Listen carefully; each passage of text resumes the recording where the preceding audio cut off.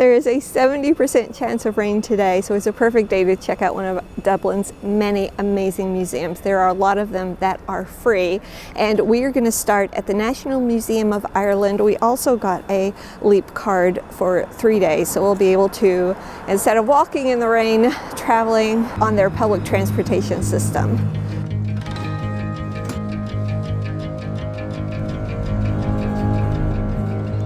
The museums weren't open yet, so we stopped by St. Stephen's Green in the center of Dublin. St. Stephen's Green is most well known as one of the strongholds of the Irish Citizens' Army during the Easter Rising of 1916, when the Irish fought the British for their independence. Now, the park looks much the same as it did 100 years ago, except now there are statues honoring those Irish soldiers and placards that tell the story of the Easter Rising.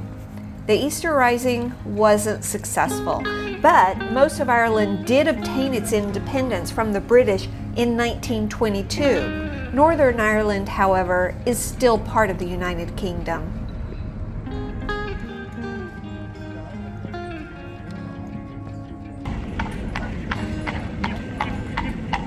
Dublin is well known for its many amazing and free museums. Our first stop was the National Gallery of Ireland, an art museum with paintings from the 16th century through the mid-20th century. I saw artists I had never heard of before, like this one, painted around 1616 by Gerrit von Honthorst, who must have been able to see into the future. They appear to be around the glowing screen of an iPad, right? They had a very large section of Renaissance paintings, and the scenes were so interesting. Some very realistic, some kind of disturbing, but they had rich, vibrant colors to them. It was fascinating, but Renaissance art really isn't my thing. They had a small but significant contemporary art collection that is more my taste, with paintings by Van Gogh, Monet, Pissarro, Renoir, Cezanne, and my very first Mark Rothko. And look at this one. To me, this looks very much like a Jean-Michel Basquiat, but this was painted by Alan Davey in 1955, 5 years before Basquiat was even born. This gallery was dedicated to well-known Irish painter Sarah Purser, again, someone I had never heard of before. She was an Impressionist painter whose life spanned the mid-19th through the mid-20th centuries.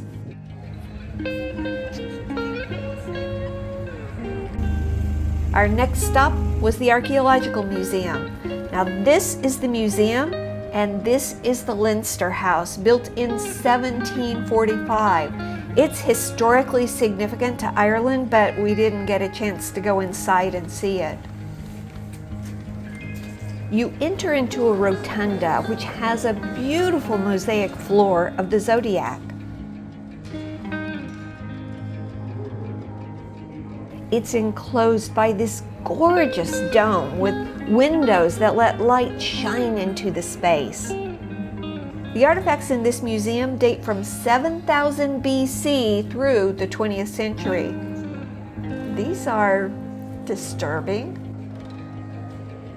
The exhibits include jewelry, swords, clothing. This longboat is from prehistoric Ireland.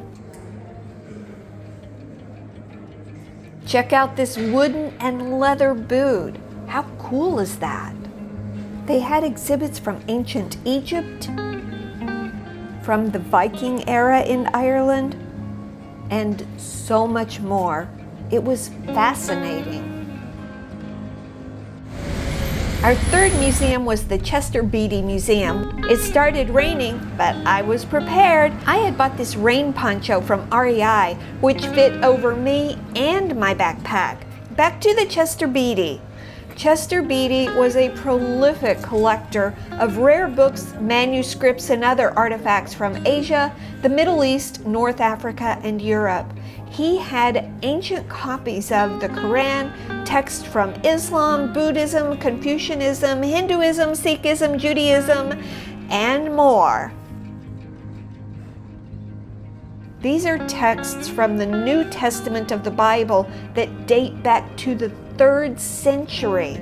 These are extremely rare texts.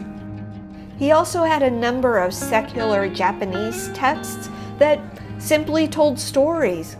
This museum was fascinating. We left the Chester Beatty Museum and headed to Umi Falafel for dinner. I got the hummus, and my friend got soup and a pita sandwich. It was delicious. We took a walk along the River Liffey. Take a look at the holiday decorations on this building. It was fun just to stand and watch. One of the reasons we were walking along the River Liffey is because I wanted to get a photo of the Halfpenny Bridge and a photo of this bridge, the Samuel Beckett Bridge. Samuel Beckett was an Irish novelist and playwright. This is a cable-stayed swing bridge. The design gives the illusion of a harp lying on its side. The harp is the national symbol of Ireland. And how do you end another perfect day in Ireland? In a pub, of course, with a Guinness. Look at the ceiling in this pub. Isn't that gorgeous? There was also a musician, and he was good as well. It was the perfect closing to the day.